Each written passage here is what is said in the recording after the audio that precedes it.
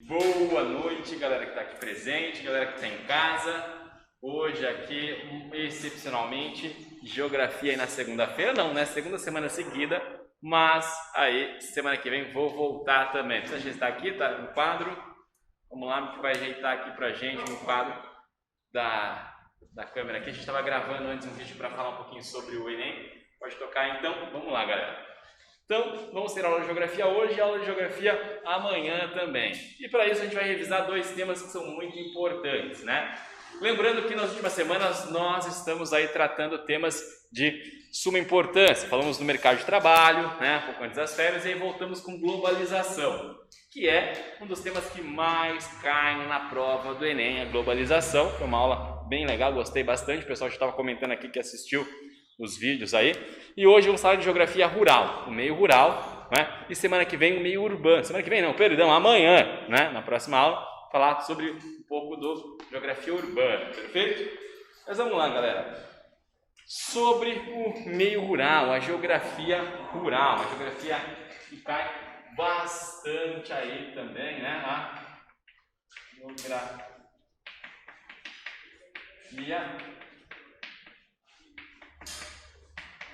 agrária. Vamos procurar na aula de hoje entender o campo no Brasil, tá? Quais são as características do campo no Brasil, pessoal? Primeiro que o Brasil tem essa dualidade. Quando a gente fala de campo, quando a gente fala de meio rural, tem duas imagens aí que vêm na nossa cabeça. Uma está ligada ao quê? Ao agronegócio, tá? Ao grande capital presente no campo. É um modelo que vai ter uma produção ligada à monocultura, ou seja, grandes áreas aí com o mesmo produto plantado. Por exemplo, grandes áreas de soja, grandes áreas de café, grandes áreas de cana-de-açúcar, tá bom? E do outro lado, agricultura tradicional ou agricultura familiar, tá? A gente pode falar também, chamar isso aqui de patronal e esse aqui de familiar, de pequeno agricultor. O pequeno agricultor, esse sim produz comida, esse sim produz alimento. Então, o feijão, a mandioca, quiabo, berinjela, que está na nossa mesa, vem aqui, ó, do pequeno agricultor, da agricultura familiar, que usa a mão de obra familiar. É ele que produz alimento. Enquanto o agronegócio vai produzir o quê? Commodities, tá? O agronegócio vai produzir commodities voltado à exportação, voltado ao mercado externo. Então, essa é uma grande diferença. Mas quais são outras características? Vamos pegar aqui, ó, o campo no Brasil.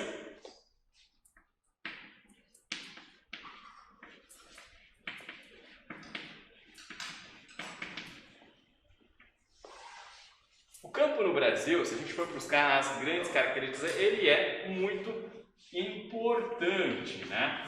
O campo no Brasil ele vai ter o quê? Uma grande participação no PIB. Ele tem participação no PIB.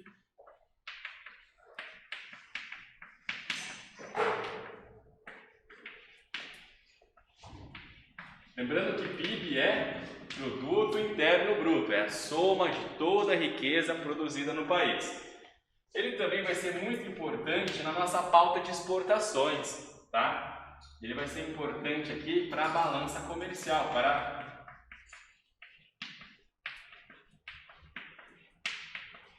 (41% das exportações brasileiras, vou colocar aqui mais de 40% das exportações brasileiras está ligado ao agronegócio, tá? Mas ele tem uma outra característica, né? Que é a concentração fundiária. O que será que quer dizer concentração fundiária?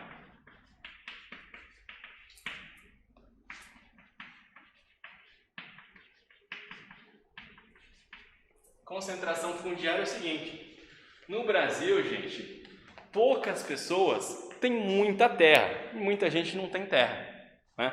A terra no Brasil é concentrada, tem gente que tem fazenda que tem que andar de avião dentro da própria fazenda, de tão grande que é, enquanto a maioria tem pouca terra. E essa estrutura perversa vai gerar uma outra característica do campo no Brasil, que é a violência. Isso tem caído nos últimos anos em provas, tá? Questão da violência no campo.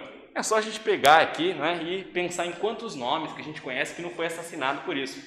O Chico Mendes, por exemplo, né, que lutava contra esses grandes proprietários em nome da preservação das seringueiras, afinal ele era um seringueiro.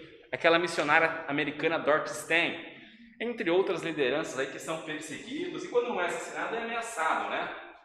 Então a concentração fundiária está presente aí, vai gerar violência.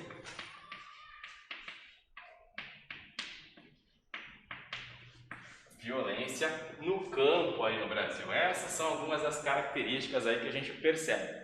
A gente vai focar nesse início de aula na questão da concentração. Tá? Aqui algumas unidades de medida, deixa eu passar logo aqui. Ó.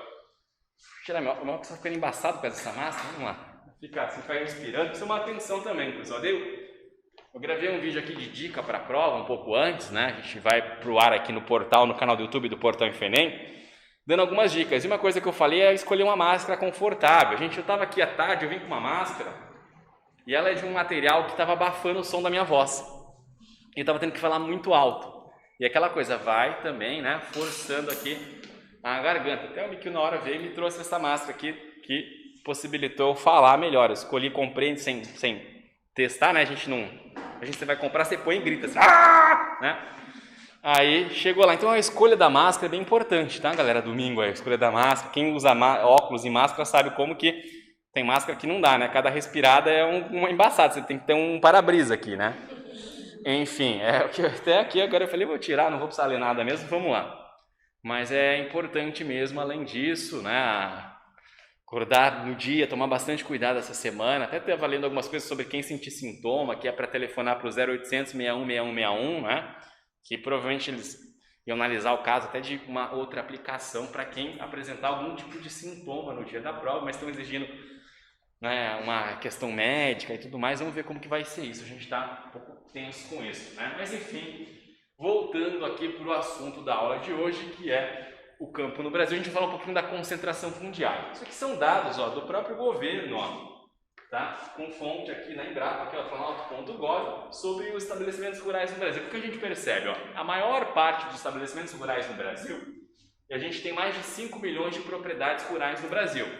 A maior parte são o quê? Ligados à agricultura familiar, 4,3 milhões, contra aí pouco mais de 800 mil do agronegócio. E quando a gente percebe, por exemplo, quem mais emprega, também vai aparecer o quê? A agricultura familiar, que vai ocupar 74% dos empregos. Quer dizer, você tem aí quase 3/4 dos empregos no campo lá na agricultura familiar, tá? Isso é fácil até pensar por quê, né? Lembra da imagem anterior, ó?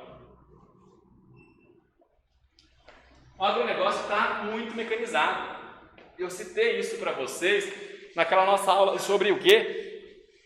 Mercado de trabalho, não é verdade? Na aula sobre mercado de trabalho, eu falei um pouquinho sobre como essa mecanização, né, ela vai transformar e gerar o desemprego estrutural.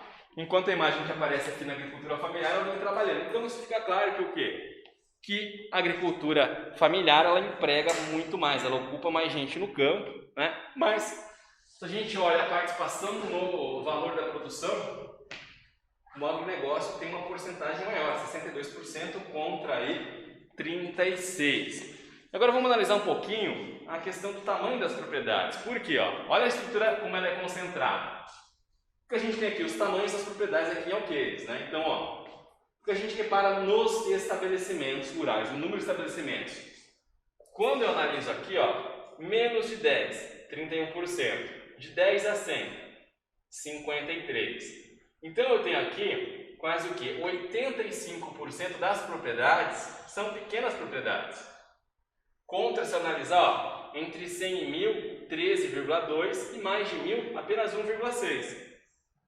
Só que o que acontece? As grandes são tão grandes que olha qual é a área ocupada, olha só, 1,6% das propriedades, que são aquelas enormes, aqueles latifúndios, ocupam 43% da área.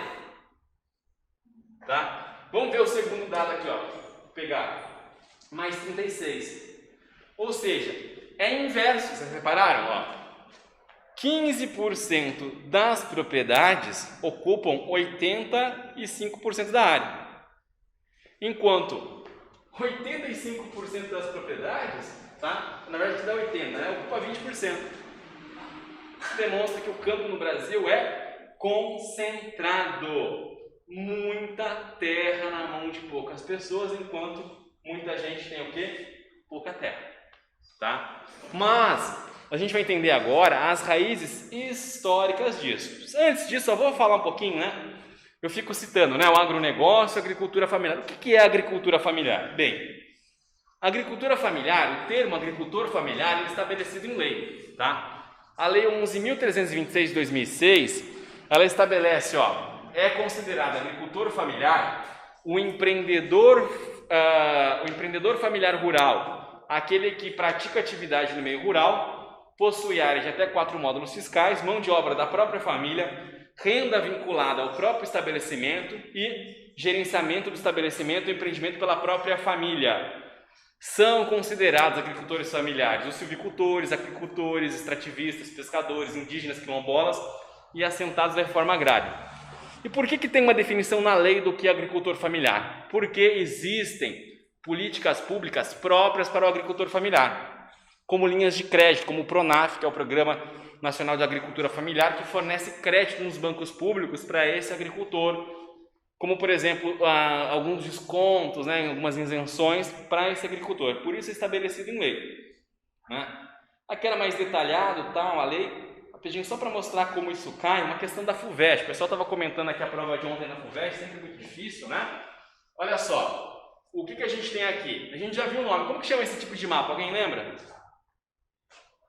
Lembra que era um mapa que eu brinquei com vocês, que ele misturava gráfico e mapa, né? Distorcia para trazer alguma informação quantitativa. Era a anamorfose, tá aqui, Considere as anamorfoses. É um tipo de cartografia que vai distorcer, mas essa distorção ela tem a função de trazer um gráfico. Então, por exemplo, o que ele está falando aqui está mais presente no sul, então o sul fica grandão, tá vendo? O norte aqui. Estado do Amazonas, o Acre, tá vendo? Pará tudo pequenininho. Enquanto o Rio Grande do Sul e Paraná maior, Santa Catarina diminuiu, tá certo? Então ele vai distorcer. O que a gente percebe no primeiro mapa? Sul, centro-oeste, sudeste está em destaque, né? O norte muito diminuído. E o que a gente percebe no segundo mapa? O sul ainda está grande, mas o nordeste aparece com mais destaque. E olha só, vem a questão. As condições da produção agrícola no Brasil são bastante heterogêneas, ou seja, diferentes. Porém, alguns aspectos estão presentes em todas as regiões do país. Nas anamorfoses acima estão representadas formas de produção agrícola das diferentes regiões administrativas. Assinale a alternativa que contém, respectivamente, a produção agrícola representada em 1 e 2. Então, o que acontece? Olha só. O que está representado em 1 aqui? O sul e o centro-oeste muito grande. E na 2, qual foi o destaque? O sul permanece grande e o nordeste também muito grande. Quais são os modelos, aqueles modelos que nós vimos? Trazia um termo que muita gente usa para a agricultura familiar, que é a agricultura de subsistência. O que seria agricultura de subsistência? É você plantar para você alimentar a sua família, para você comer. Eu, particularmente, abobino esse termo. Por quê? Vamos pegar aí uma análise semântica, né? Subsistência está abaixo da existência. Eu não sei, eu tenho a impressão quando eu leio subsistência, o cara está morrendo de fome. Ele se arrasta até o quintal dele, pega uma cenoura e come, assim, sabe? Tipo videogame que tem uma vida a mais assim e sobrevive. Alguns geógrafos que são da geografia agrária têm abolido o termo subsistência e utilizado o termo autoconsumo, que eu acho que está mais em acordo com a dignidade humana, não é? Porque se eu produzo para alimentar minha família, para eu comer, o que é muito comum, por exemplo, nas pequenas propriedades do Nordeste, nas pequenas propriedades aqui do interior de São Paulo, eu não estou abaixo de existência, eu estou produzindo o que eu consumo, eu estou sendo autossuficiente. Eu até valorizo muito isso, eu acho muito bacana esse tipo de... né? Daí você tem um excedente, você vende, troca com o vizinho e tal, mas é isso. E patronal. Mas eu acho que não, por quê, pessoal? Porque a subsistência é mais comum aqui no Nordeste, né? O Centro-Oeste é característico como uma área do agronegócio, das grandes fazendas, produtores exportando, assim como o Sul. Então esquece. E aqui, familiar e itinerante, agricultura itinerante, aí o cara estaria, né, mudando de lugar aí, o que não é mais tão comum hoje em dia. A resposta correta era C. patronal. Por quê? Patronal seria um termo aí para o agronegócio, né? Para a grande propriedade rural, que hoje é uma empresa, tá? Esquece, pessoal. Sabe a novela das 6? Eu adorava, quando eu era mais novo. Hoje faz muitos anos que eu não sei nem qual foi a última novela que eu vi, mas eu adorava aquelas novelas das 6, né? Sim, a Moça, essas aí que era de época, assim. E você sabe aquela fazenda que você vê? É sempre assim, né? O fazendeiro tem uma filha, né? E que gosta de um cara pobre, né? Todas, essa mesma história. Enfim, esquece. A fazenda hoje ela se aproxima mais a uma empresa, uma transnacional, do que essa que tem, né? O patrãozinho, a patroinha tal da novela ali. Não é mais esse modelo, é um modelo empresarial. Então, o que a gente tem aqui? Esse modelo é muito presente no Centro-Oeste e no Sul. Mas o Sul, pelo seu modelo de colonização, né, com os imigrantes alemães, italianos que vieram, ucranianos, receberam pequenas propriedades e tem um tipo de agricultura colonial lá, plantam uva, maçã.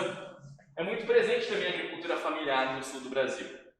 Mas o Nordeste é o principal estado, a principal região, o Nordeste, onde nós temos esse modelo, tá? Então, estava aqui, patronal e familiar na morfose. Mas agora a gente falou de concentração fundiária.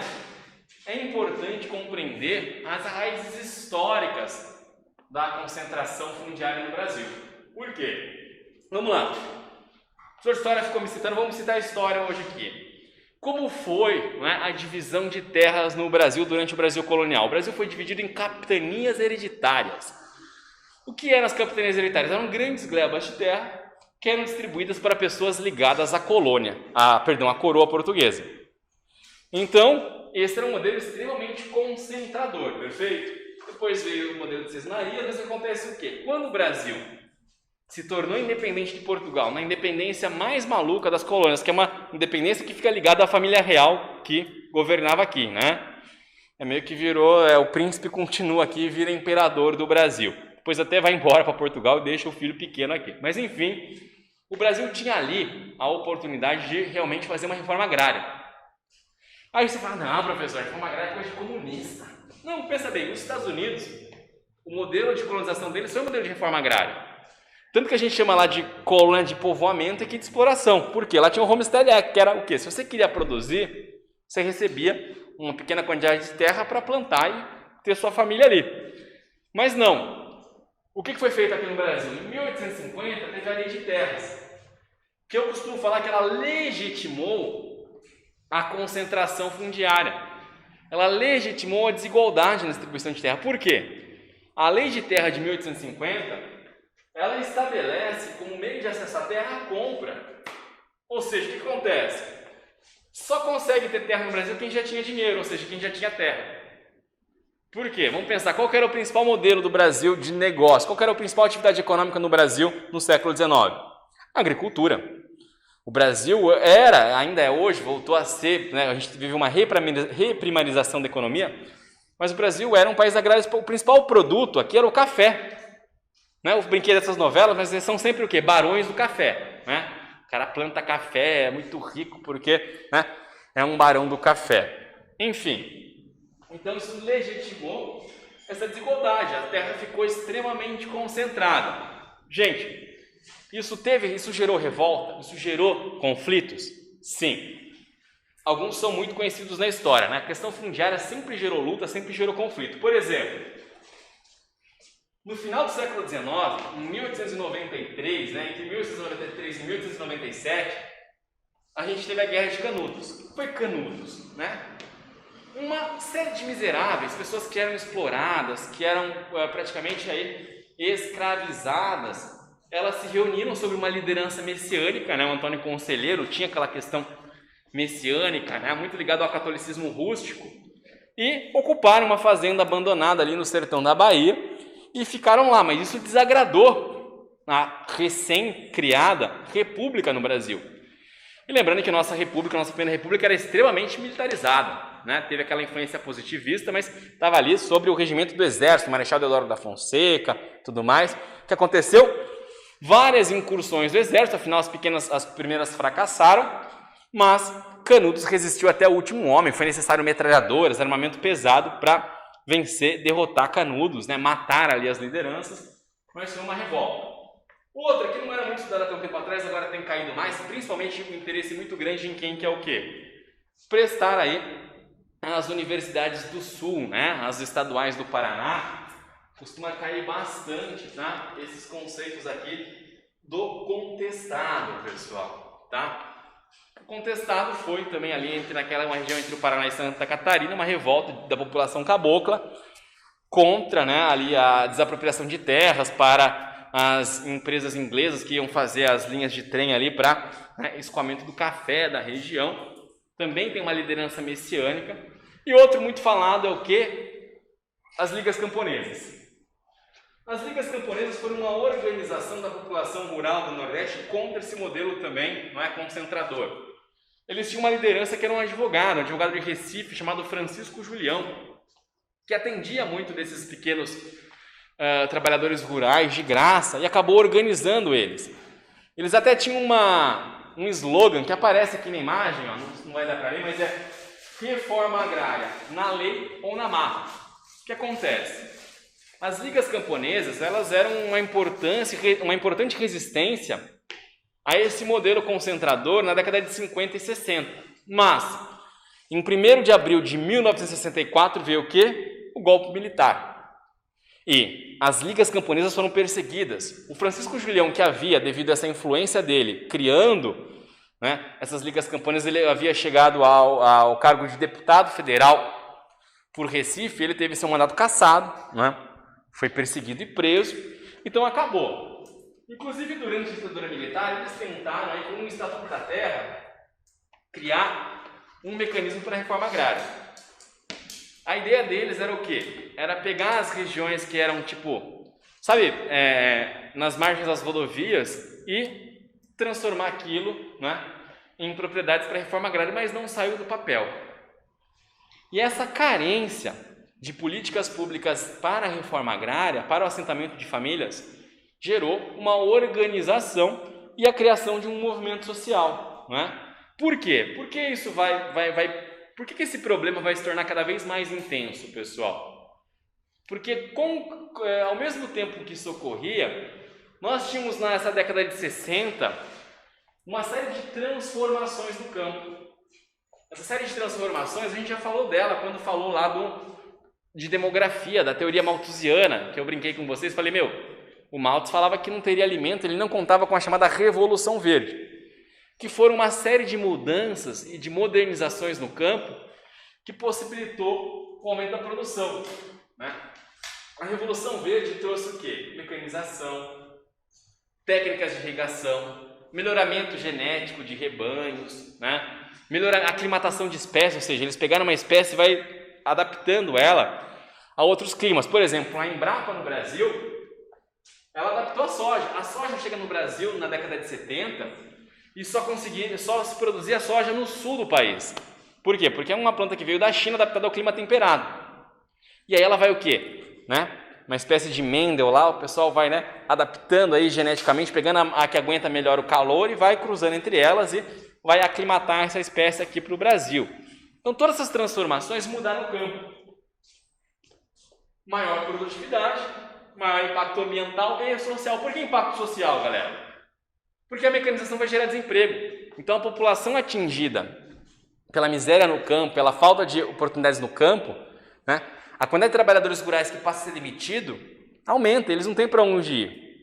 Né? Então, eles vão, só aqui rapidinho, só fazer um adendo, eu citei a questão da soja, olha aqui. Isso aqui é a área de cultivo de soja no Brasil em 1977.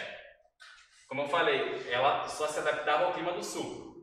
Aí, a aclimatação, né, essa seleção genética da soja, olha só, a soja hoje está presente no Nordeste, está presente no Norte do país hoje já, não é? A soja avançou muito nisso. Mas toda essa tecnologia, toda essa mudança estrutural, né, causando desemprego estrutural no campo, vai transformar, e em 1984, na cidade de Cascavel, no Paraná, vai ser fundado esse que é o maior movimento social por luta por reforma agrária no Brasil, que é o Movimento dos Trabalhadores Rurais Sem Terra, o MST, que tem por objetivo, não é, lutar pela terra, lutar pela reforma agrária, lutar por mudanças sociais no país. E eles vão utilizar o quê? A ocupação de terras para, não é, tentar pressionar o governo a fazer reforma agrária, a realmente distribuir terra no Brasil. Primeiro ponto importante, galera. Muita gente acha que toda a luta por terra no Brasil é do MST. Não, existem vários outros movimentos sociais.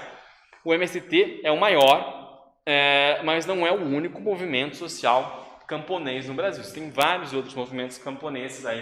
Por exemplo, a Via Campesina, e até dissidências do MST, como por exemplo o José Rainha, quando saiu do movimento, criou um outro movimento lá para a região do Pontal do Paranapanema, no extremo oeste do estado de São Paulo. Então você tem alguns outros movimentos, mas a principal luta do MST é pela reforma agrária. E olha só, essa luta, pessoal, a gente está muito acostumado a ver uma certa criminalização do MST na mídia, até as pessoas com senso comum costumam, né? Eles invadem terra, né? Aquela coisa que foi muito em São Paulo, na eleição se discutiu muito com o MTST, né? Na questão da luta por moradia urbana. A mesma coisa reflete no campo, na questão do MST. Eu fiz, inclusive, durante a graduação, um estágio de vivência. A gente teve um trabalho de campo que os alunos da disciplina de Geografia Agrária, a gente foi até Sandovalina, uma cidade lá no oeste paulista, uma pequena cidade, e ficamos num assentamento, cada aluno numa família, tal. A ideia era ficar o final de semana lá e entrar no modo de vida da família mesmo, ajudá-los a trabalhar na terra e tudo mais. Eu dei sorte que eu peguei uma família bem festiva, bem boêmia. Não, final de semana, o estudante não vai trabalhar não, vamos aqui, cerveja, churrasco, todo final de semana. Era cerveja, churrasco e prosa. Mas teve um pessoal que voltou com a mão calejada de inchada não, né? Eu voltei com a barriguinha grande, tanto comer esse churrasco e andei de cavalo, né? Peguei aquele... Nossa, eu peguei, gente.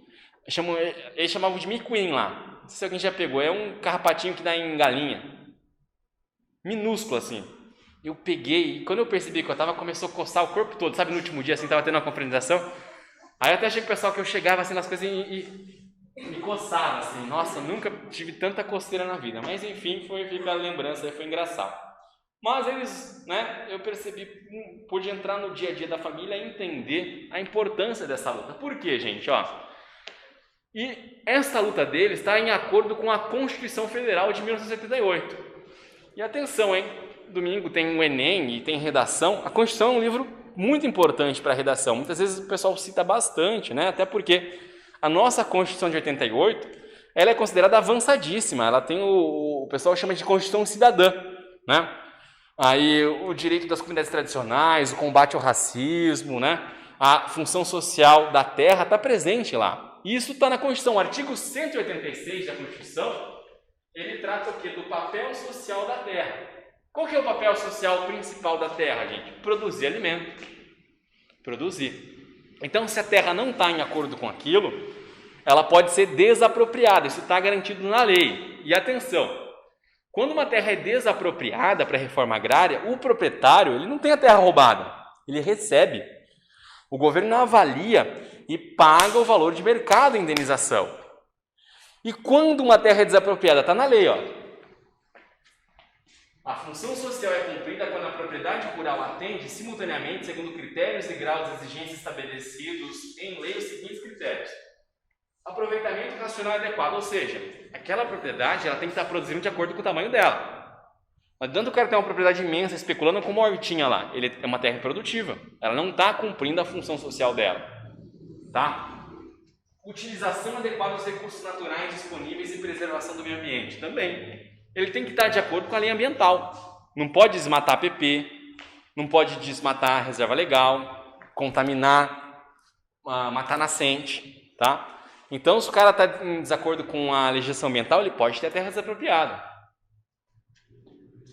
Observância das disposições que regulamentam as relações de trabalho. A gente falou na aula sobre mercado de trabalho, sobre trabalho análogo à escravidão.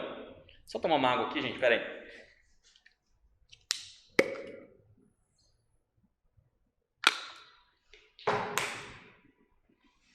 A fazenda que eu visitei, que eu falei que eu fiz o estágio de vivência, ela foi desapropriada por trabalho análogo à escravidão.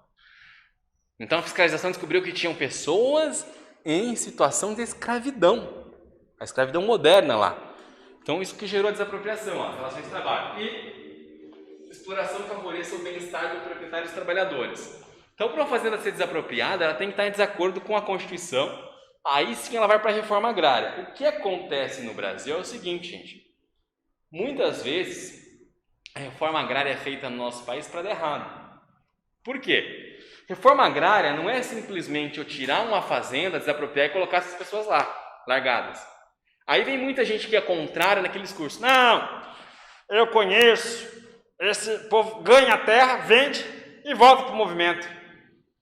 Acontece às vezes. Por quê? Porque é feito para dar errado. Não adianta você pegar e separar a família. Não adianta você pegar um cara que é, sei lá, cresceu no bioma da Caatinga.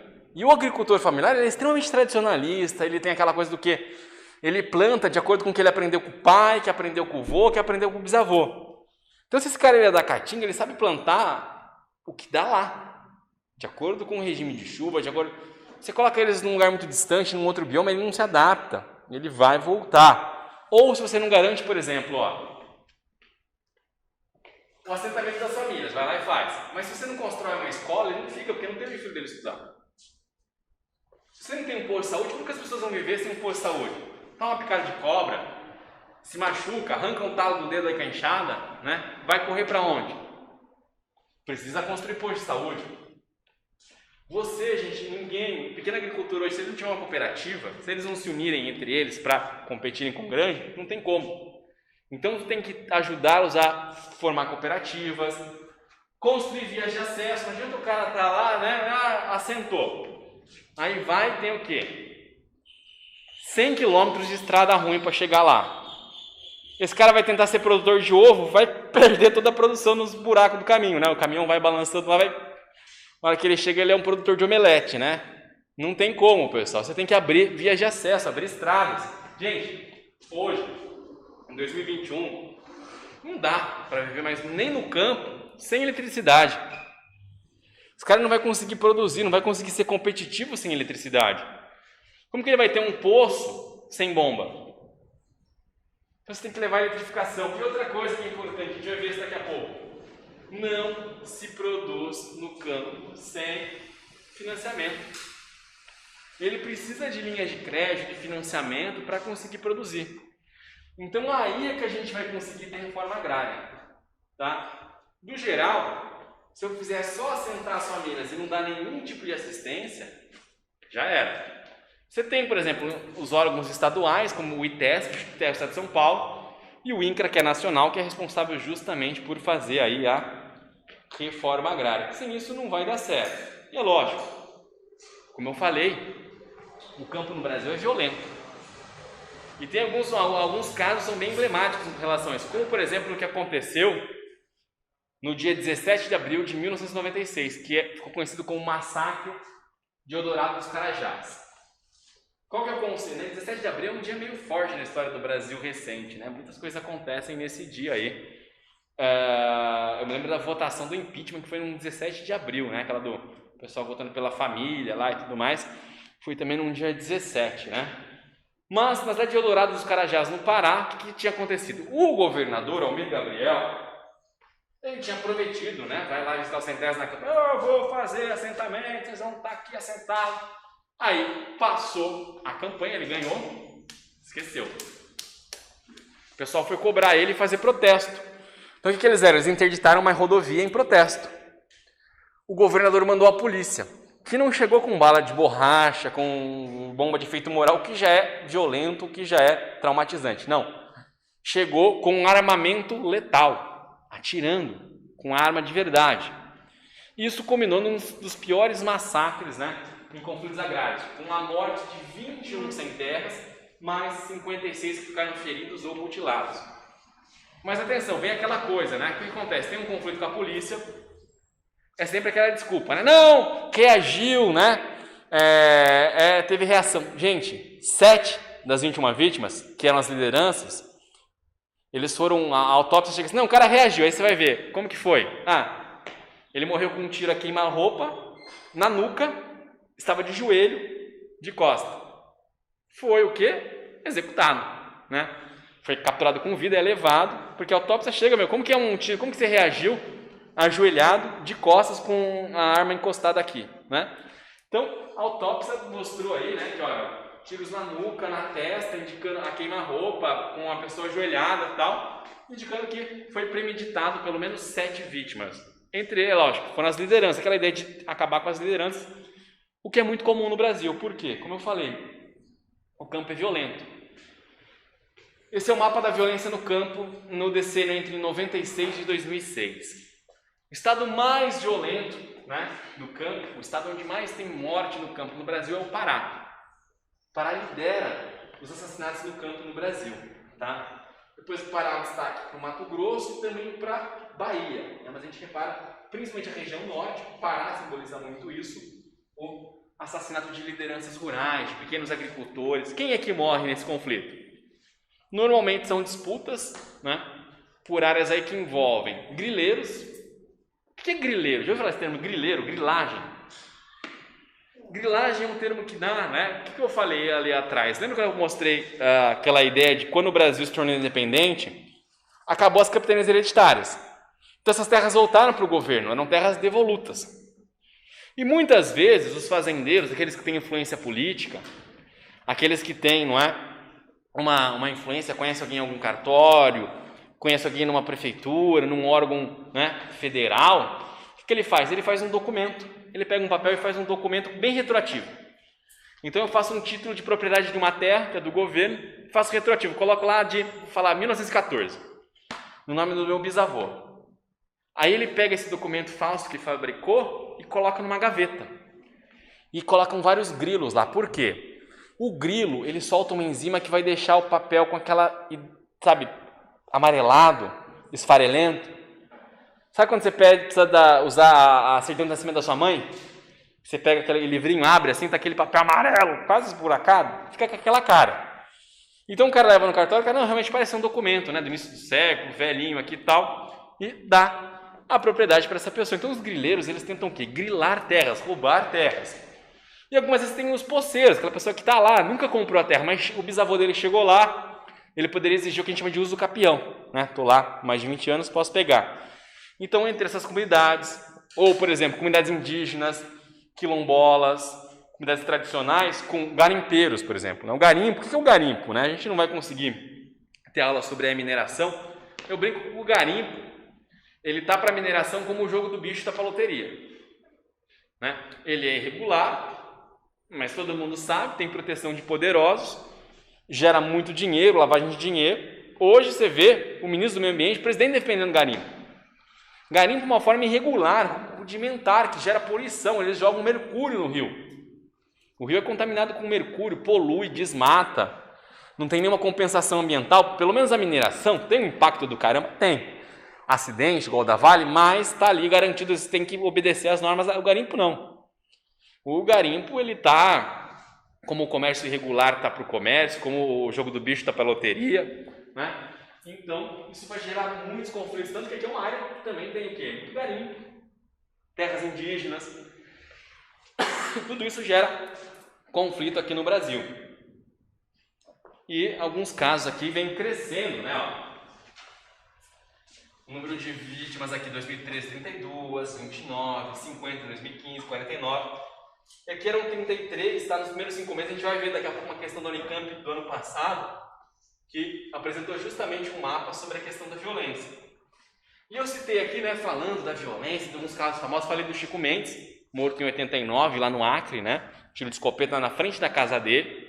Ele lutava pela preservação da floresta, afinal ele era um seringueiro, um extrativista. A gente tem outro caso muito emblemático, que foi da missionária norte-americana Dorothy Stein, tá? Ela foi assassinada em Anapu, no Pará. E ano retrasado teve uma matéria do Fantástico sobre a morte dela.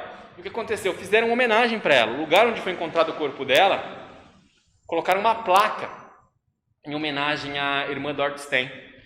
E o que os assassinos dela fazem? Né? Os capangas, né, dos fazendeiros que mataram ela. Eles têm utilizado a placa em homenagem à irmã Dorothy Stein para tiro ao alvo. A placa está toda perfurada de tiros.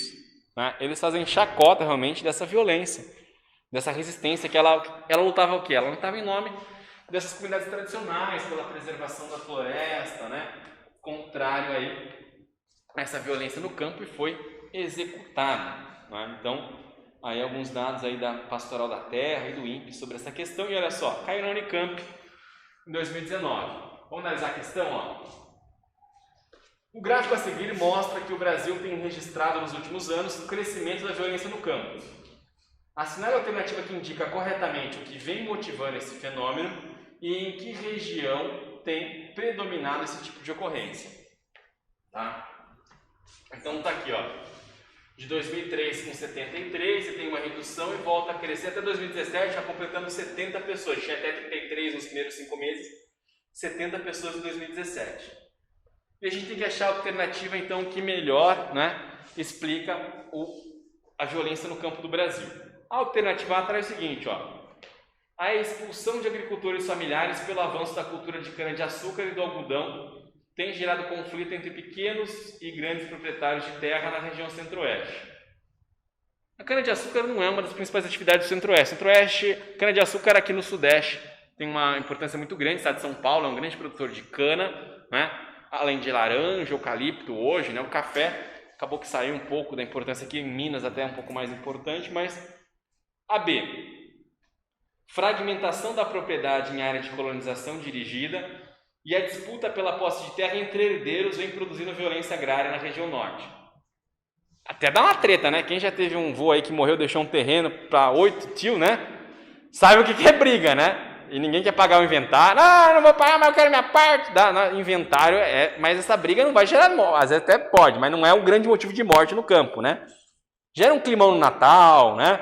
Um tio que sai do grupo do WhatsApp aí, mas, né, não é o motivo. Aí o pessoal dava que toda a família já teve um inventário que deu trabalho, né? Ah, dá trabalho, né? Eu brinco assim, quanto menos, deixa aquela casa, é um terreno nada para 8 herdeiros, ou briga que dá, mas não é isso que vai gerar a morte no campo que a gente está vendo aqui, né? Rivalidade entre trabalhadores rurais e criadores extensivos de gado bovino no Pantanal e na Chapada dos Mato Grossenses tem resultado em violência agrária na região centro-oeste. Está falando aí de criador de gado, tá no Pantanal, olha dele. Disputa de terra envolvendo grileiros contra poceiros em área de expansão de monocultivos e projetos de exploração mineral e de madeira têm gerado violência na região norte. Realmente, se a gente olhar, ó, região norte, claramente, o Pará faz parte da região norte, é onde o gráfico, né, demonstra a maior violência no campo. E é justamente isso, esses grileiros, né, contra as pessoas que já estavam lá, ou os garimpeiros, as comunidades tradicionais, é esse conflito que tem gerado morte no campo do Brasil.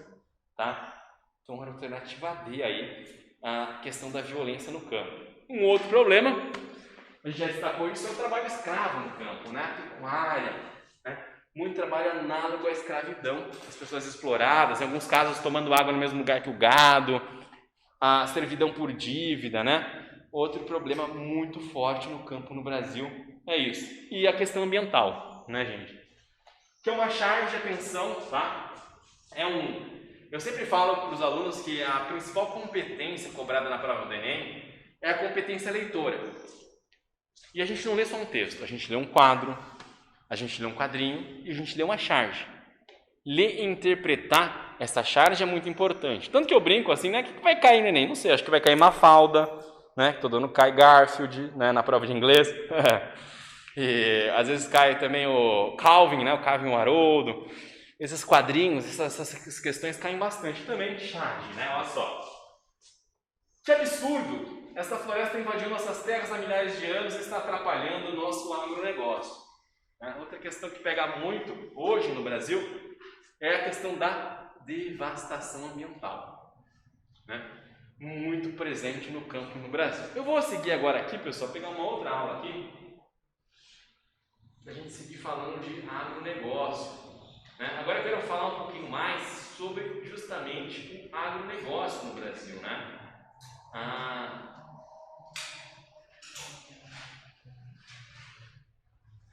Por quê, gente? Não vou ser maniqueísta. Sabe aquela coisa assim, maniqueísmo? O que é maniqueísmo? Né? Maniqueísmo é aquela coisa bem novela, né?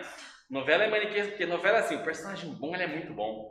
Ele acorda bem-humorado, ele ajuda velhinhas a atravessar a rua, né? Ele trabalha numa ONG, ele trabalha num negócio, ele é bom. E o mal é mal, ele acorda, dá uma voadora na avó, chuta 2 cachorros na rua, né? É assim na vida real, a gente está de saco cheio. Então o que acontece? O agronegócio tem suas críticas, a questão ambiental, a questão das terras a gente viu ali, mas a gente não pode negar a importância para a economia brasileira, não é? Então vamos lá falar um pouquinho sobre o agronegócio no Brasil, entender um pouquinho mais sobre o agronegócio, perfeito? Vamos lá então. Primeiro, como eu já falei antes aqui, ó, né? Participação do PIB, ó. O agronegócio ele é muito importante para a economia. Ele vai gerar emprego diretamente e indiretamente. O que é gerar indiretamente? Vamos pegar, por exemplo, lá, vamos falar de uma cidade do Mato Grosso, né? Pensar ali em Lucas do Rio Verde, né? Ou várias outras cidades do agronegócio, né? Sorriso, Dourados, muitas cidades do agronegócio no Brasil importantes. Você tem os empregos diretos, que é aquelas pessoas que trabalham nas fazendas. Mas ele gera emprego indireto também, porque o restaurante da cidade vive do cara que trabalha na fazenda lá. O concessionária vive do quê? Do fazendeiro que vai lá comprar Hilux, os funcionários que trabalham lá. Então, além do emprego direto, os empregos indiretos. Eu tenho manutenção do superávit da balança comercial, ou seja, por quê? 43% das exportações do Brasil hoje estão ligadas ao agronegócio. O Brasil vive hoje o que a gente chama de reprimarização da economia. O que é isso? O setor primário, que é, né, a mineração e a produção de commodities agrícolas, tem uma grande importância. Então, o agronegócio é importante. 30% dos empregos, né, 22% do PIB, 43% das exportações aqui relacionadas ao agronegócio. E o que é o agronegócio, pessoal? Bem, a cadeia do agronegócio é algo muito mais amplo. Por quê? Quando eu falo em agronegócio, eu tenho aqui antes, ó, o agronegócio assim, vamos lá.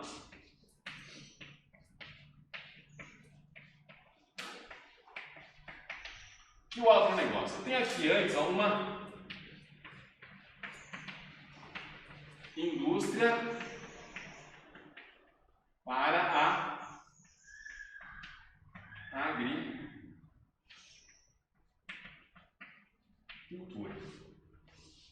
O que a indústria produz para a agricultura hoje? Vamos pensar aqui, ó.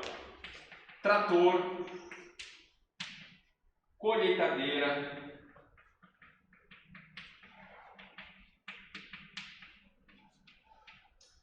insumos, né?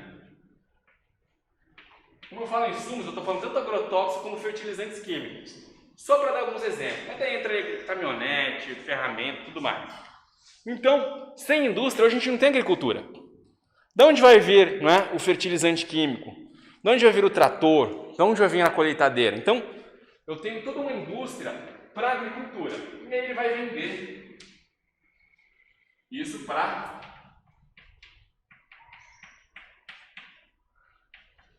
a agricultura e a pecuária, né? Eles vão utilizar disso. E depois da agricultura e pecuária, para onde vai isso aqui? Vai, não é? Tanto eu tenho tanta venda direta, né, para o mercado interno e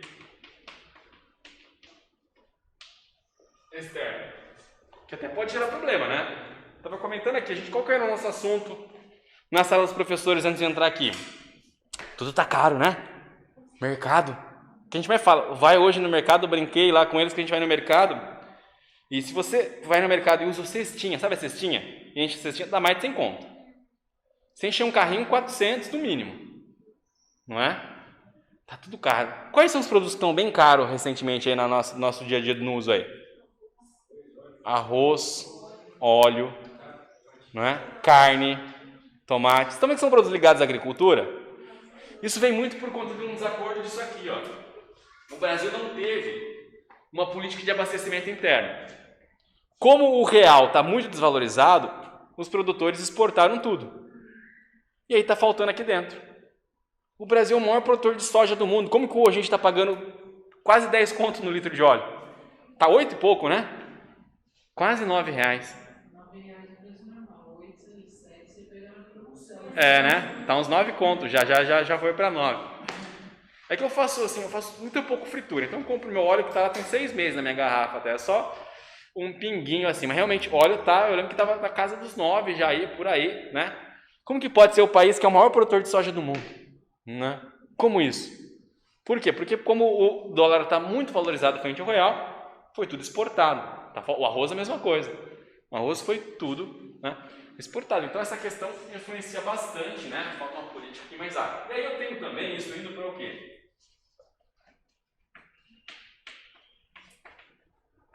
Para a indústria, né? Eu não vou destacar, mas pode ser, por exemplo, a indústria de alimentos, que vai pegar o milho, vai fazer o milho em lata, né? Vai transformar o milho em salgadinho, vai transformar o leite em queijo, né? Vai transformar o algodão em roupa, vai transformar o couro em sapato, vai transformar o couro em banco de carro, né? Vai transformar o algodão em banco de carro. Então vai também para a indústria. Tem uma indústria que depende da agricultura. Essa relação aqui, pessoal, tá? A gente chama isso de seu agronegócio. Toda essa cadeia, que envolve a indústria antes, a agricultura e pecuária e a indústria depois. Tá? Muitas vezes já está até ligado, por exemplo, na questão dos combustíveis, né? A gente usa muito, eu uso no meu carro o etanol. Normalmente já tem uma área de cultivo de cana e muitas vezes a usina já ali próximo, que vai transformar essa cana, não é, em etanol, num combustível para os automóveis. Vai virar também, né, açúcar, rapadura, cachaça, tudo pela indústria. Então, esse complexo a gente não tem mais aquela separação, aquela distinção, né? Isso aí a gente vai chamar então, ó, da cadeia aqui do agronegócio. Então eu tenho antes aqui, ó, os fornecedores, insumos, máquinas e implementos, a agricultura e depois aqui o processo de distribuição, a agroindústria, indústria, distribuição de serviços que vai utilizar esses produtos. Isso é a cadeia do agronegócio. Isso é muito importante para o país, tá? Olha só como isso está presente na prova, como que é importante. Questão do Enem 2018, ó. Vamos lá? A agricultura ecológica e a produção orgânica de alimentos estão ganhando relevância em diferentes partes do mundo. No campo brasileiro também acontece o mesmo. Impulsionado especialmente pela expansão da demanda de alimentos saudáveis, o setor cresce a cada ano, embora permaneça relativamente marginalizado na agenda de prioridades da política agrícola praticada no país. E aí vem o seguinte, ó. Que tipo de intervenção do poder público no espaço rural é capaz de reduzir a marginalização produzida apresentada no texto? Então, o que acontece? Ele está mostrando o seguinte, o governo sempre vai priorizar quem? O agronegócio, não a agricultura orgânica, não a agricultura familiar. O que poderia ser feito, não é, para melhorar isso? Não é? A. Subsidiar os cultivos de base familiar. A. B. Favorecer a prática de fertilização química. Gente, se tem fertilização química não é orgânico, né? Orgânico é sem fertilizante químico, sem agrotóxico. Na verdade, até hoje, aquele selinho orgânico do Brasil brinca uma grife. Por quê? Sai muito caro você ter aquilo, né? Para você conseguir o selo de orgânico do Brasil, você vai gastar, por média, assim, mais de R$5.000 por ano. Para ter certificação, e aí vai envolver tudo, relação de trabalho e tudo mais. Por isso que nem todo agricultor que produz orgânico, ele pode utilizar aquele selinho, porque se ele não consegue pagar, né, essa regulamentação toda, ele não pode. Restringir o emprego de maquinário moderno, não tem como, a tecnologia veio, né? Não adianta você restringir. É lógico que o cara não vai conseguir ter uma colheitadeira de R$1 milhão, mas uma ou outra tecnologia, né, um pequeno trator, ele pode até ter. Controlar os sistemas de irrigação ou regulamentar o uso de sementes selecionadas. Né? Exatamente, subsidiar. A gente tem medo da palavra subsídio. A agricultura precisa de subsídio muitas vezes. Esse subsídio pode ser aquilo que eu falei, um crédito barato, um programa de financiamento, que estava lá que eu pedi já desde aquela parte da aula, sabe? Financiamento, é isso. Estava lá na reforma agrária. Você tem que subsidiar, você tem que dar algum incentivo, pode ser isenção. Ou, por exemplo, existe hoje o PA, que é o Programa de Aquisição, que favorece, tá, a compra de produtos da reforma agrária para as merendas escolares. Então você pode ter aí esse tipo de prática, o subsídio à base familiar. É uma questão que dava para ser feita por, né, eliminação aí. E aí vem aquilo que eu acabei de falar, né? O Brasil vive uma crise desde 2015, mas não afeta tanto o agronegócio. Por que o agronegócio? A construção civil sofreu, a indústria sofreu? Por que o agronegócio não tem sofrido tanto? Por conta da desvalorização do real, que deixa os nossos produtos agrícolas vantajosos no exterior. Só que isso gera um problema que a gente acabou de discutir, o desabastecimento interno, né? A carne, gente, chegou ano passado, sorte que eu sou vegetariano, mas ó, eu não teria dinheiro para não ser, né? Eu brinco hoje em dia, falei assim, meu salário não dá para não ser vegetariano, porque a carne chegou num preço, né, que o pessoal tava comendo carne só quando eu mordia a língua, ou substituindo aí uma proteína mais barata, um corte mais barato, mas chegou por quê? Porque foi tudo vendido, né, para o mercado externo. A mesma coisa agora, a gente acabou de citar o óleo de soja, o arroz, né, produtos básicos aí. O Brasil, que é um produtor, estava importando arroz, chegou a precisar importar. Isso é um fato, por quê? A gente é um grande produtor agrícola, a gente produz essas commodities em números muito grandes. O Brasil ocupa mais ou menos 75% do seu espaço agrícola, não é para produzir alimento, né? Quiabo, beterraba, berinjela, para produzir commodity agrícola. O que é? É matéria-prima exportada em grande volume. Quais são as principais hoje aqui? Ó? Por exemplo, ó, o Mato Grosso hoje é o maior produtor de soja. Tá? Soja é um grande destaque aqui. O Mato Grosso do Sul, o gado. O gado até estava aqui em São Paulo, mas ele veio para o Mato Grosso pela questão do gado. Como a gente produz gado no modelo que a gente chama de extensivo no Brasil. Por quê? Vamos lá. Eu tenho dois tipos de agricultura, né? A intensiva, que vai utilizar de técnicas modernas, vai produzir mais em um espaço menor. Então, por exemplo, no gado, vamos falar da pecuária intensiva. A pecuária intensiva é aquela que o gado é preso, ele come rações especiais. Normalmente o couro é mais valorizado porque não vai sofrer com os carrapatos no pasto, não vai se arranhar no arame farpado. A carne normalmente é mais mole porque esse gado não é musculoso, não caminha tanto. E aquele que é a criação que é extensiva, pensa na palavra extensão. O gado é solto, normalmente em áreas onde a terra é mais barata, porque você precisa de muita terra. Isso gera muito desmatamento, né? Foi o motivo que me fez parar, ver justamente esse desmatamento na Amazônia, ver quanto de floresta derrubada ali para criação de gado, né? E é um modelo muito utilizado, então pelo preço da terra ele veio mais aqui para o Mato Grosso do Sul, hoje o estado que mais produz.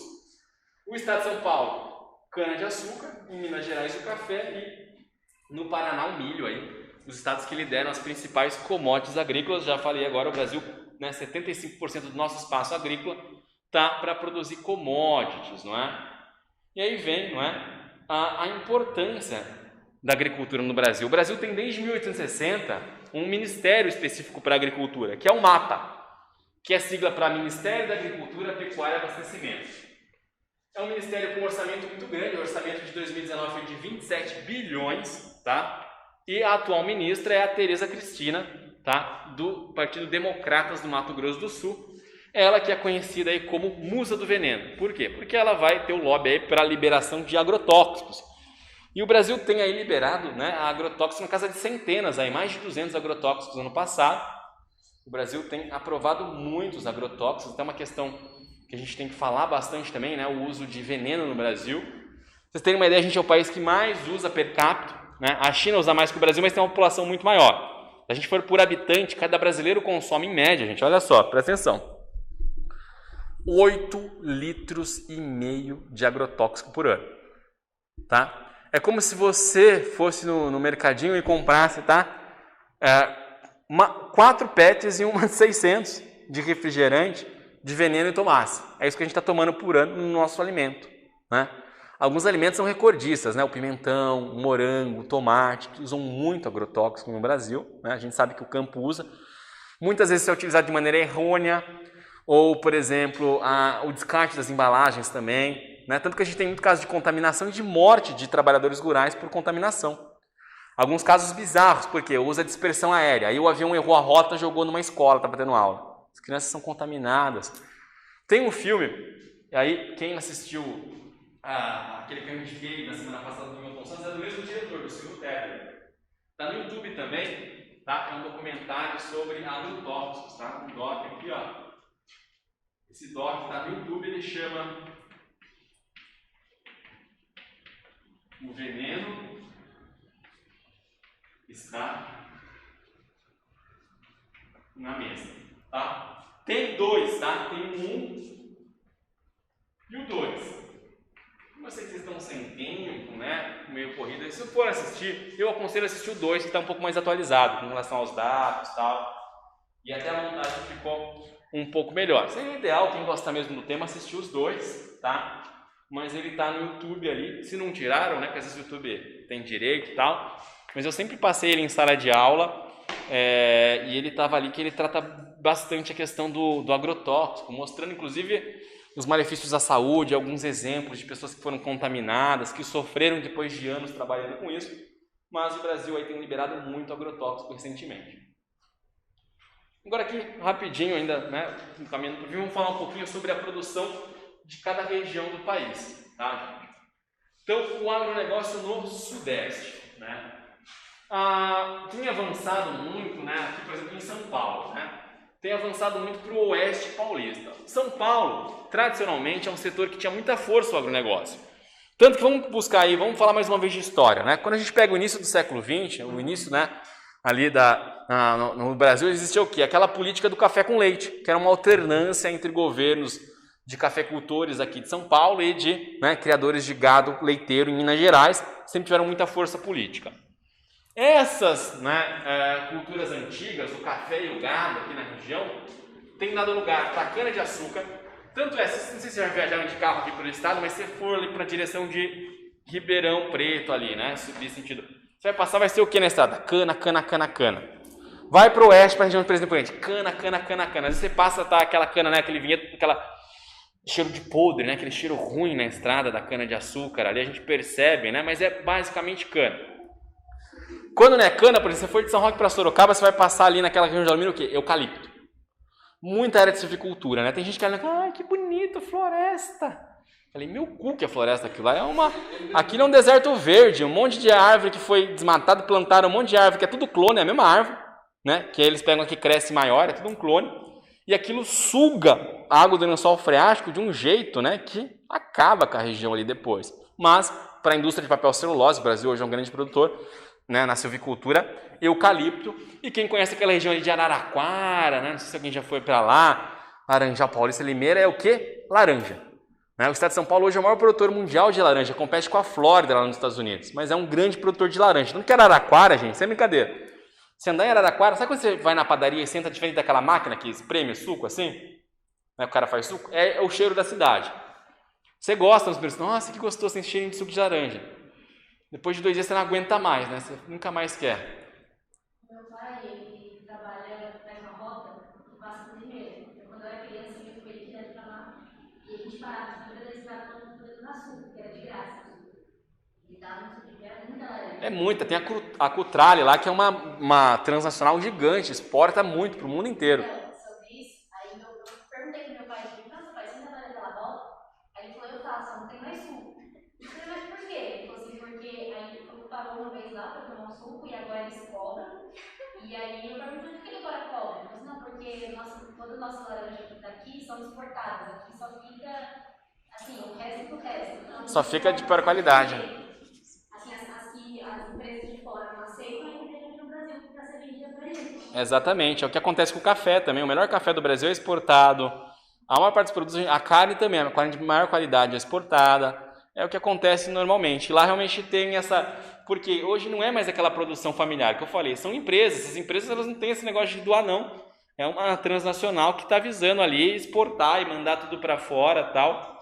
E essas exigências. Então, ficou mais ou menos isso. E no Triângulo Mineiro, a gente tem o café, a soja, o algodão e o gado leiteiro ainda, né? Mas no Sudeste é basicamente o que você falou. É laranja e é para exportar, para competir com a Flórida lá, para ver quem vai vender suco para o mundo inteiro, né? Nessa questão. Agora falar um pouquinho do Sul, né? O Sul, como tem um clima diferente, uma vegetação diferente, a gente estudou, lembra dos biomas, os campos de gramíneas, as pradarias lá no Sul, né? E o clima vai se adaptar a outro tipo de cultivo. Além do no Paraná, a gente falou isso na aula de soja, lembra na aula de solo, sobre a terra roxa? Que eu até brinquei que era roça, né? O falso cognato, então um solo muito produtivo no Paraná. A gente tem 2 tipos de produção principais no Sul. Um que a gente chama de culturas coloniais, que estão associadas, lembra que no Sul, vamos lá na morfose do começo da aula, o Sul não estava grande na agricultura familiar e no agronegócio? Porque tem a presença dos dois. A agricultura familiar vai produzir principalmente o quê? uva, tabaco e algumas frutas, como por exemplo, o sul é o maior produtor de maçã aqui do Brasil, né, porque se adapta melhor ao clima lá, pera, esses tipos de fruta que se adaptam bem ao clima subtropical. Já, né, as culturas comerciais que estão ligadas ao agronegócio vai ser um destaque. Soja, o Paraná é um grande produtor de soja, milho, o Paraná é o maior produtor de milho do Brasil, trigo, metade do trigo que a gente consome produz no sul, porque o Brasil, nosso clima não é muito bom para trigo. Até eu acho que é uma loucura assim, a gente comer tanto pãozinho, tanto macarrão, né? Sendo um produto que não dá tão bem aqui. Tanto que, porque vocês repararam que quando o dólar sobe, o pãozinho sobe? Né? Quando o dólar sobe, esses produtos sobem por quê? Porque o Brasil tem que importar da Argentina, dos Estados Unidos, boa parte do trigo, mas o sul produz. A maior parte do arroz também é produzido lá no sul e a cana-de-açúcar no Paraná. São essas principais produções ali da região sul do nosso país, tá? Então a gente tem essa divisão muito grande ali, além de que o sul conta com, né, uma pecuária muito forte. De bovino, desde o momento histórico, o charque era o principal produto do sul do Brasil, vocês devem ver isso em história, né? Era o charque, a carne seca. Hoje o gado está mais no Mato Grosso, mas no sul estão os principais rebanhos de ovinos, tá? E também de suínos e de aves. A Brasil Foods, né, que foi a empresa que surgiu da fusão entre Sadia e Perdigão, tem no sul as principais criações de aves, né, aquelas granjas enormes de aves, além das granjas de suínos que estão presentes lá, principalmente no sul. O Centro-Oeste hoje é a região mais importante nesse sentido, é o celeiro agrícola do país, né? Uma região dominada pelo agronegócio, muito graças a políticas do governo, que levou as pessoas, políticas de colonização, né? Era aqueles slogans da época, né?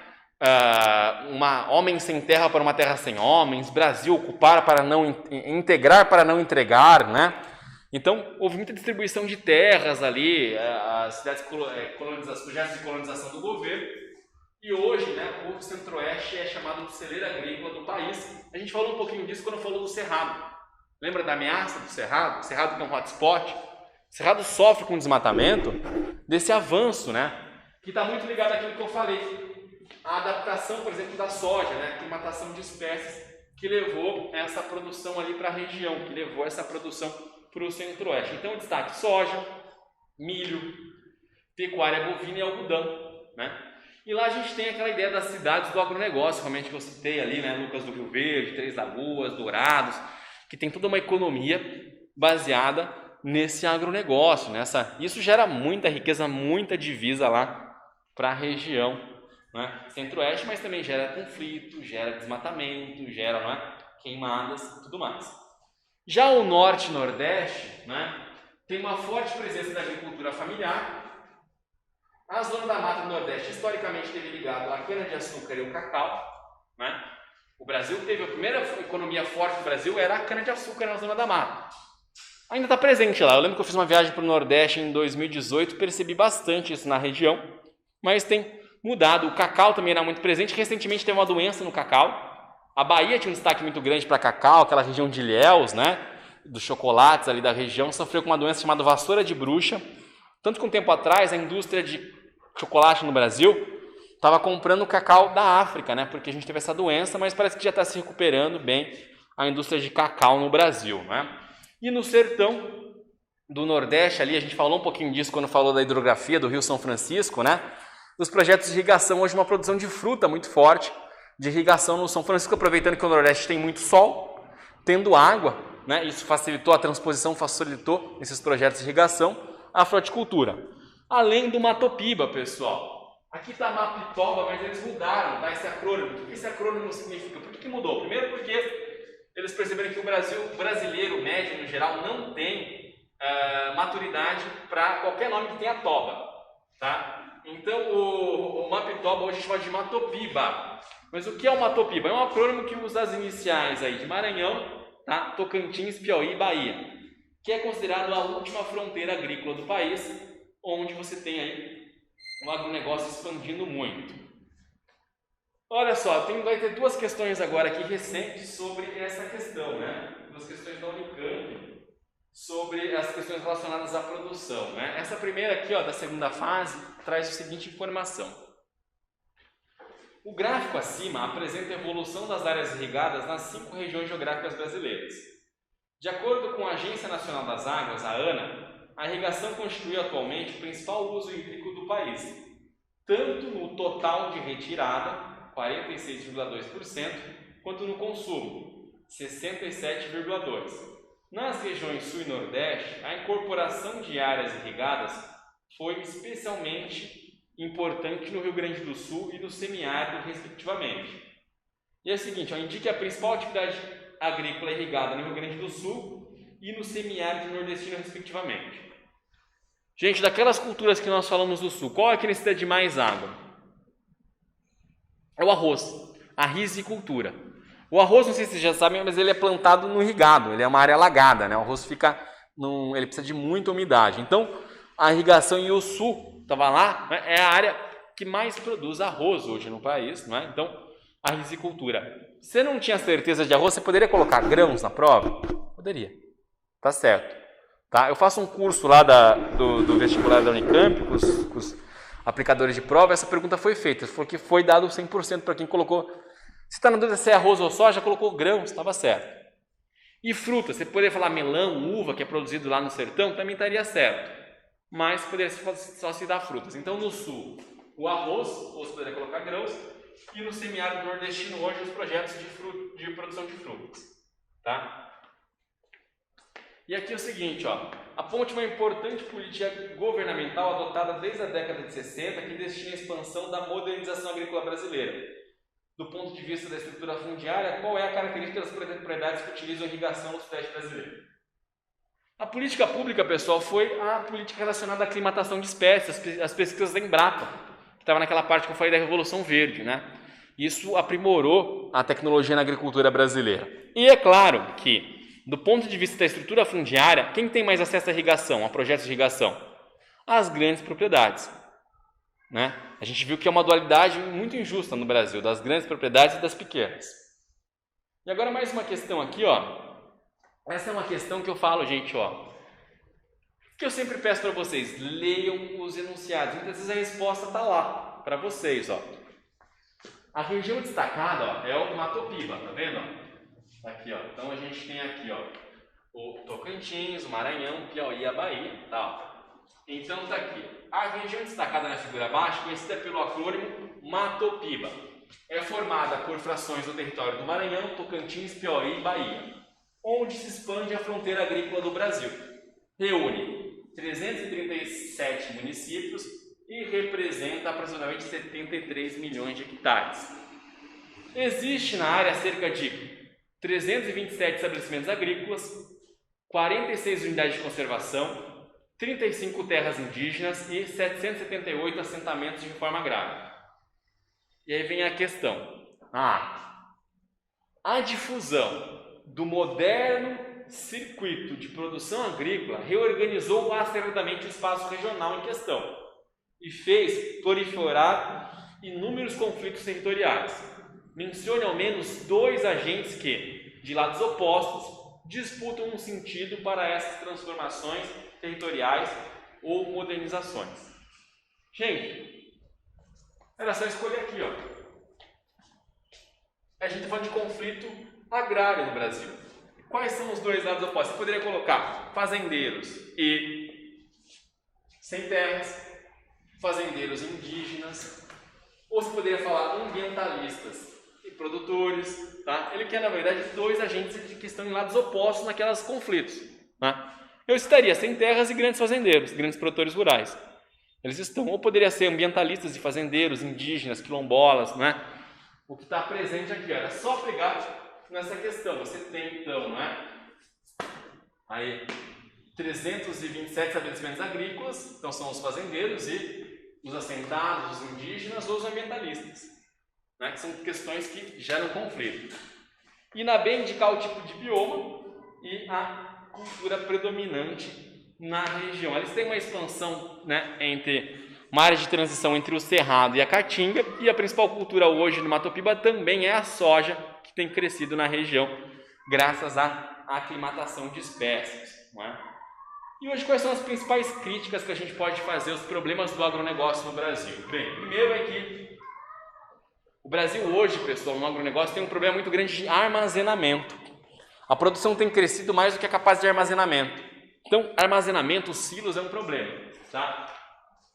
E aí o que acontece? A gente tem hoje no Brasil um percentual de perda de grão muito grande. O desperdício, né, é grande desde a produção até a distribuição. A gente perde muito alimento. Além disso, né, a gente tem, por exemplo, o problema de logística. Tem até um vídeo que está aqui que fala dos escravos modernos, mostrando os caminhoneiros, como que eles sofrem com isso, né? Mal pagos, tanto que gerou aquela greve dos caminhoneiros, né? Aí, há 2 anos atrás, a gente teve esse problema muito grande, mas esse problema de logística e de armazenamento cria um chamado custo Brasil também na agricultura. Por quê? Olha só que interessante, né? A gente, em vez de investir em ferrovias, acaba transportando os nossos produtos do agronegócio de caminhão, por longas jornadas, com preço caro de combustível, um preço caríssimo de pedágio, mas que devido ao número de assaltos, os seguros são caros, então o preço de sinistro é altíssimo, faz com que, olha só, a tonelada da soja que sai do Mato Grosso da China custa $185. A Argentina vende a mesma tonelada a 102 e os Estados Unidos a $71. Ou seja, é um problema logístico do Brasil, esse é o vídeo que eu falei, dá para ver. Além das críticas aí na questão da devastação ambiental, o agronegócio produz commodity, então diminui a produção de alimento. Você tem toda a questão da exploração do trabalhador rural, casos de escravidão, não é? Além do intenso uso de agrotóxicos hoje aí no Brasil, não é? E aí essa outra aqui, deixa aqui essa questão que ela ia envolver a questão de ligar com o meio ambiente, né? Mas vamos lá. Ela trazia, está muito difícil de enxergar aqui, ficou muito pequeno, né? Mas ela pede aí para a gente citar qual que é cada proporção de preservação de mata, lavoura e pastagens aí por região brasileira, né? Então, ó, o gráfico que está acima apresenta a estrutura de utilização das terras dos estabelecimentos agropecuários em cada região brasileira, dado no último censo agropecuário do IBGE, Brasileiro Geografia e Estatística. Cada ponto de representação da região brasileira identifica cada região. Vamos lá, ó. Então você tem o 1, pessoal, a resposta certa era A, porque o 1, você pode ver que tem maior preservação de mata e menor lavoura, é o norte. O 2, você vem aí com menor quantidade de mata, mais lavoura e menos pastagens, aí seria o nordeste, o 3 sudeste, o 4 sul e o centro-oeste, mas era uma para identificar aí na proporção, né? Lavoura, mata e pastagem, tá? Ficaria fácil até para ver que tem mais matas, né? A mais preservada ainda é o norte do país. Então, isso é uma questão que já não tem mais tanto a ver com as questões aí mais relacionadas à aula de hoje. Então, deu tempo, ficou uma aula um pouco pesada, a gente teve aí, seria natural em 4 aulas, muitas vezes, né? Falamos de todo o sistema agrícola brasileiro, mas pelo menos ficou menos corrido. Por quê? Ganhando uma aula mais essa semana, eu vou poder trabalhar um dia o agrário, que foi hoje, e amanhã a gente volta para falar um pouquinho sobre a cidade, a geografia urbana, que também está presente todo ano aí, né? Desde as questões de concepção, a gente tem uma aula muito conceitual, os termos, né? Metrópole, megalópole, megacidade, cidades globais, além dos problemas relacionados às cidades, né? Desde os ambientais, inversão térmica, smog, ilhas de calor, até os problemas sociais, violência, favelização, trânsito, problemas de transporte público, né? Então, uma aula muito legal para quem quer, por exemplo, arquitetura, urbanismo, essas áreas é uma área bem interessante para trabalhar e um tema que cai muito também aí no Enem. Tá joia? Vocês estão na hora do intervalo agora, né? É isso? É até 7h40, tá quase 8 horas aqui. Valeu, galera de casa também, bom estudo, bom Enem essa semana e amanhã a gente tem mais aulinha de geografia ali, aí sim para falar de geografia urbana e trazer várias dicas também para vocês para o Enem. Tentar trazer bastante questão dos anos anteriores aí para exemplificar bastante a prova. Boa semana, última semana de preparação ali, né? É lógico para a primeira parte da prova, primeira data da prova, depois vocês já tem a outra semana mais focado aí nos conteúdos do segundo dia.